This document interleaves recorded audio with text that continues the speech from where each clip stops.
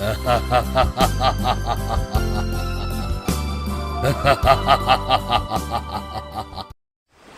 बार की बात है, 3 नए शादीशुदा जोड़े होते हैं जो कि समुद्र के किनारे एक होटल में रहने जाते हैं। अरे मोनू, हम यहाँ आ तो गए हैं, लेकिन ये आइलैंड भूतिया है, मैंने ऐसा सुना है। अरे कुछ नहीं है ऐसा, सरदार जी भी तो हैं अपने साथ, कुछ नहीं होगा, तुम एंजॉय करो बस। हाँ। सरदार जी अपने कमरे में। ओ सोनिए, चल समुद्र किनारे मजे करेंगे। ओ चल मेरी जान। क्या सरदार जी, बहुत मूड में हो। तीसरा जोड़ा बंगाली होता है, भौमिक और मधुरिमा। फिर सब लोग समुद्र के किनारे जाते हैं और सबके पति स्विमिंग करने लगते हैं। सभी एंजॉय कर रहे होते हैं और सारी औरतें एक साथ बेंच पर बैठकर बातें करने लगती हैं। बहन, मैंने तो मना किया था, सुना है ये समुद्र भूतिया है, और देखो ना, यहाँ दूर दूर तक हम 3 फैमिलीज के अलावा और कोई भी नहीं दिख रहा। कितना डरावना सा है यहाँ। अरे वो देखो सोनी, वो क्या है समुद्र में? हमें अपने पतियों को बताना होगा। अरे ये तो कोई बहुत बड़ी सी भूतिया शार्क लगती है। चुड़ैल जैसा मुंह है इसका और शरीर मछली जैसा है। अरे सरदार जी, पीछे देखो, कोई अजीब सी दानव शार्क है, आप लोगों की तरफ ही आ रही है, जल्दी से बाहर आओ। सरदार जी और मोनू जैसे ही पीछे देखते हैं, उनकी आंखें फटी की फटी रह जाती हैं और डर से उनकी चीख निकल जाती है। वे तीनों बाहर की ओर भागते हैं, लेकिन भौमिक तेज लहरें होने की वजह से पानी में गिर जाता है और मोनू तैरकर समुद्र में एक बोट में चढ़ जाता है। सरदार जी बाहर निकल आते हैं और बच जाते हैं। अरे नहीं, अरे बाबा मर गया रे, अरे मधुरिमा। और भूतिया शार्क भौमिक के चीथड़े करके उसे खा जाती है। ये क्या हो गया, ये क्या हो गया? चुड़ैल शार्क उन्हें किनारे पर आकर बड़ी बड़ी और लाल लाल आंखों से घूर कर बोलती है, आओ अब आकर दिखाओ इस समुद्र के अंदर, हिम्मत है तो। ये मेरा समुद्र है, दिखता नहीं, यहाँ तुम्हारे अलावा कोई नहीं है। क्योंकि मैंने सबको मार दिया, यहाँ कोई जोड़ा नहीं आएगा, जाओ यहाँ से, जाओ। फिर वो चुड़ैल शार्क वहां से चली जाती है। पता नहीं मोनू उस बोट पर चढ़ तो गया था, लेकिन दिख नहीं रहा, कहाँ गया? ओह गॉड। ओ बहन जी, तुसी हिम्मत रखो, मोनू वीर जी ठीक होंगे। पर ये था क्या, और मैं इन्हू छड़ूंगा नहीं। उधर मोनू जिस बोट पर चढ़ा होता है वो बहती हुई दूर चली जाती है और वो उसे स्टार्ट करने की कोशिश करता है, लेकिन वो स्टार्ट नहीं होती। तभी मोनू का फोन बजता है। हेलो हेलो हेलो हेलो कविता, हेलो। अजी अजी, आप कहाँ हो? बहुत मुश्किल से फोन लगा है आपका। आप ठीक हो ना? कविता, मैं एक बोट पर चढ़ गया था, लेकिन काफी दूर आ गया हूँ। मैं वापस आ रहा हूँ, तुम किनारे पर ही रहना है। हम सब किनारे से थोड़ी दूरी पे खड़े हैं, आप आ जाओ जल्दी। फिर मोनू उन्हें दूर से आता हुआ दिखता है। मोनू, तुम मुझे दिख रहे हो, जल्दी आ जाओ। लेकिन वो चुड़ैल फिर से आ जाती है। अरे पीछे देखो, वो चुड़ैल आ गई। ओ मोनू वीर जी, ओ जल्दी आओ। नहीं नहीं। चुड़ैल शार्क को देखकर उसके तोते उड़ जाते हैं। तुमने मुझे शोर करके फिर से जगा दिया, मैं तुम्हें नहीं छोड़ूंगी। नहीं, मुझे जाने दो, मेरी अभी अभी नई नई शादी हुई है, अब मुझे जाने दो। तो क्या हुआ, मेरी भी तो नई शादी हुई थी, मैं भी मर गई थी। तुम लोग आते हो और ये सारा समुद्र गंदा करके जाते हो, नहीं आने दूंगी किसी को भी। देखो कितनी गंदगी फैलाई है तुम लोगों ने, खाने पीने का सामान, बोतलें, कचरा सब यहीं फेंक जाते हो, जिसकी वजह से मैं और मेरे पति मर गए। लेकिन इसमें मेरी गलती क्या है, मुझे छोड़ दो।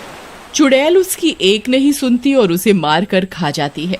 उधर फोन पर चुड़ैल की सब बातें सरदार जी, उनकी पत्नी और कविता सुन लेते हैं। तो ये बात है, लोग यहाँ आकर गंदगी फैलाते हैं। चुड़ैल की मौत इसी कचरे से हुई, लेकिन कैसे?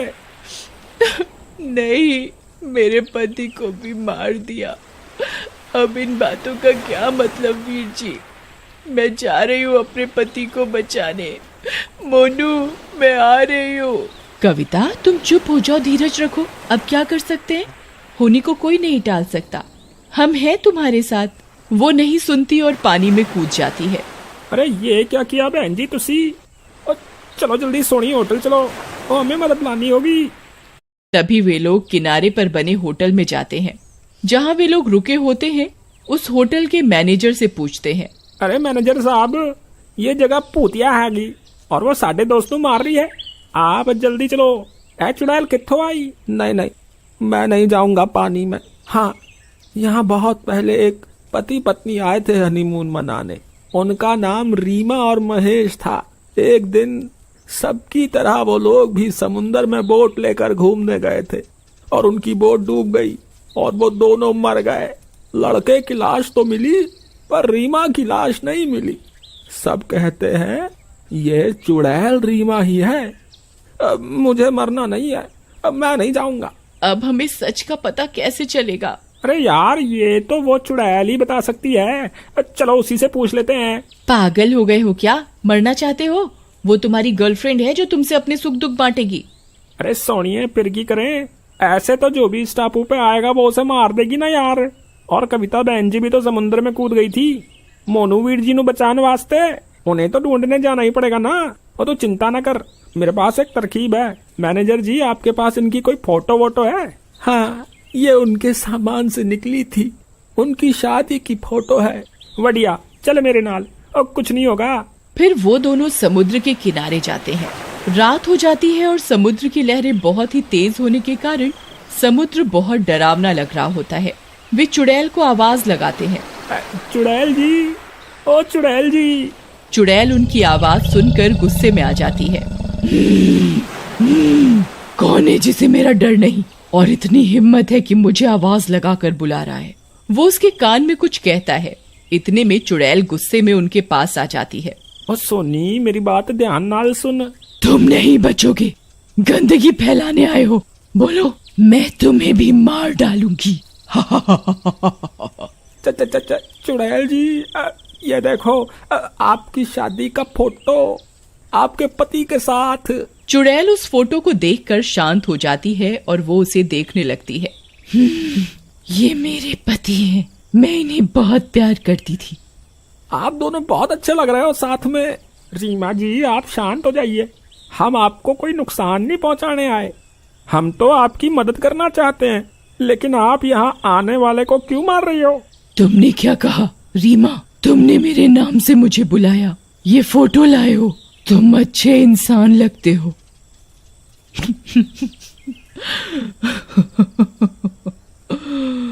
ये मेरे और मेरे पति की शादी की फोटो है। लेकिन आप यहाँ आने वाले लोगों को मार क्यों रही हो? सबको मार दूंगी। मैं और मेरे पति खुशी खुशी यहाँ घूमने आए थे और बोट लेकर समुद्र में घूमने निकले थे। लेकिन इस समुद्र में किसी ने जाल फेंका हुआ था जो हमारी बोट के नीचे की मशीन में फंस गया और जिसके कारण हमारी बोट डूब गई और हम दोनों मर गए। तब से मेरी आत्मा भटक रही है। मैंने एक शार्क के शरीर पर कब्जा कर लिया ताकि मैं यहाँ आने वालों को मार दूं और इस आइलैंड को गंदा होने से बचा सकूं। तो ये बात है, लेकिन हम भी आप ही की तरह नई नई शादी करके घूमने ही आए सी, और तुसी मेरे दोस्तों को मार के उनकी बीवियों को विधवा कर देता। ये भी तो गलत है जी। और मैं आपसे वादा करता हूँ, मैं यहाँ साफ सफाई कराऊंगा और जो भी गंदगी फैलाएगा उसनू मैं कड़ी से कड़ी सजा दिलवाऊंगा। तुसी अब किसी को न मारो। इतने में मधुरिमा समुद्र से निकलकर अधमरी हालत में आती है। वो बहुत रो रही होती है। सोनी उसे पकड़कर दिलासा देती है। उसे देखकर चुड़ैल को अपना समय याद आ जाता है। ठीक है, मैं तुम्हारी बात पर भरोसा कर लेती हूँ। तुम एक सच्चे इंसान लगते हो और अपना वादा जरूर निभाना। इतना बोलकर वो चुड़ैल शार्क के शरीर को छोड़कर चली जाती है।